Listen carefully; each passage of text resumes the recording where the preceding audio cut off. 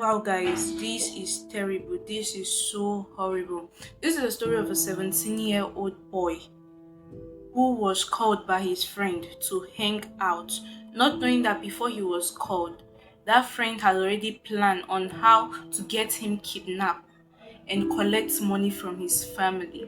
The original price that they wanted to collect from the family was 200 million naira. But because the friend was feeling all guilty and was like, he's my friend, that they should reduce the price to 150 million, which was not making any sense.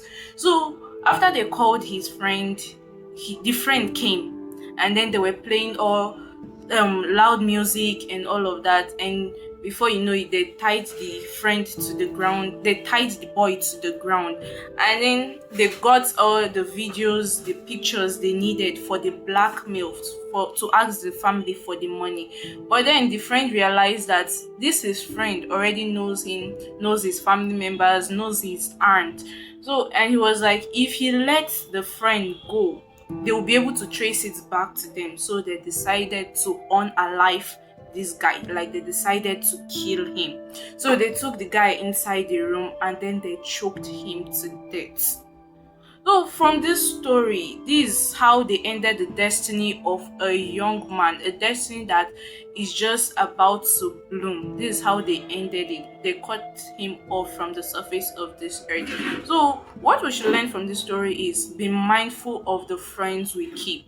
It's not everybody you call your friend that considers you a friend. Not everybody you say, this is my friend, also thinks that you are his or her friend. Be mindful of who you call your friend. Be mindful of who you call your homie.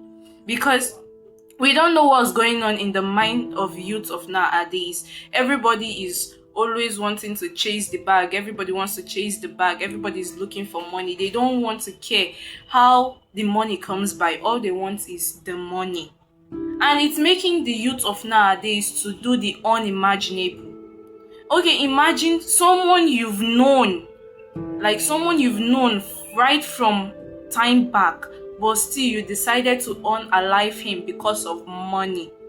Because of money. Look at what they did to a friend. So be very careful of who you call your friend. And parents, always, every time your children is about to go out, make sure you ask them where they are going to. If it's to on their location, on it, so to be on a safer side. And kids as well, whenever you're going out, make sure 2 or 3 people knows where you are going to.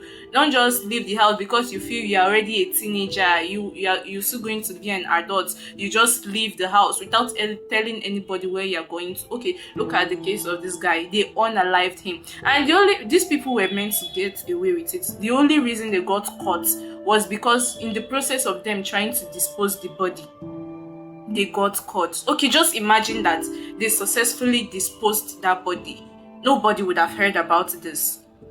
So we should try. Anytime we are going out, we should make sure that 2 to 3 people know our exact location. And we should also make sure that if we're saying we are going to this particular place, we go there and we come back. Or if we're going to change plans, we make sure we call. We should make sure that our location is always known to our parents, to our relatives, to those around us, those that we know that, okay, when something come up, when you know that maybe they tried once, twice, and they are not able to reach you, they will look for an alternative. We should always make sure of that, because the evil that is happening nowadays is getting out of hand, is really, really getting out of hand. The youth of nowadays, they are doing things that are not even supposed to be thought of, but they are doing it. So come, let's watch the video together of how they unalived this 17 years old boy.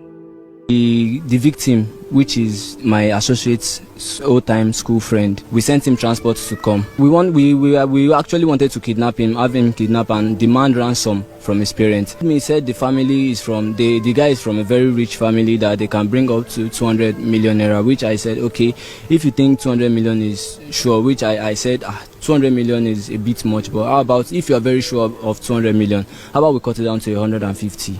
He said, okay, but that's no problem. But at first, the intention wasn't to kill him.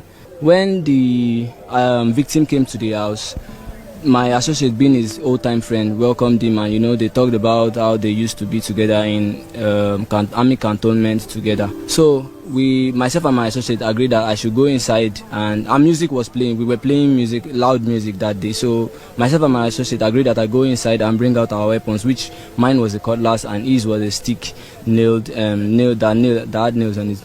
So when I came out, my own job that day was to, say words to scare the victim and, put fear in his body, to inject fear in his body. At first, we were both scared and panicking too, but then when we noticed that we were successfully injecting fear to the victim's body, we became like more in control. So when we had him changed to the ground, we made videos and took pictures of him, which was intended to send to his family. And then when we made the whole video, my associate called me inside the room and he told me, he said, Tony, we have all the videos and the pictures we need now.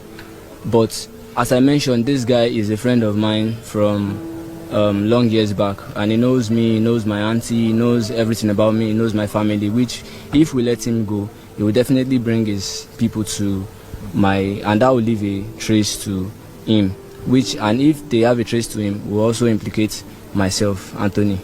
So he said we should silence him, which means we should kill him, that we should not let him go. So now when we've said, oh, okay, that's thoughtful, and then he said we should go and kill him. Then we both went inside, then he turned the light off. That is my associate. Then after he turned the light off, I went to the back, I went behind the victim and I held him from behind him. I choked him. And then I held him to around a minute, and I was feeling tired already, but he was still alive, but I was feeling tired. So I told my associate, that is the victim's friend, to hold him, to continue the choking, to hold him. So when he did, and we noticed that the guy is quiet already, which he was confirmed dead. So we had rope, which we used to tie the victim because he was too heavy, because he's not someone we can just lift and dispose. So we decided to tie him and put in the Ghana must go bag we bought earlier.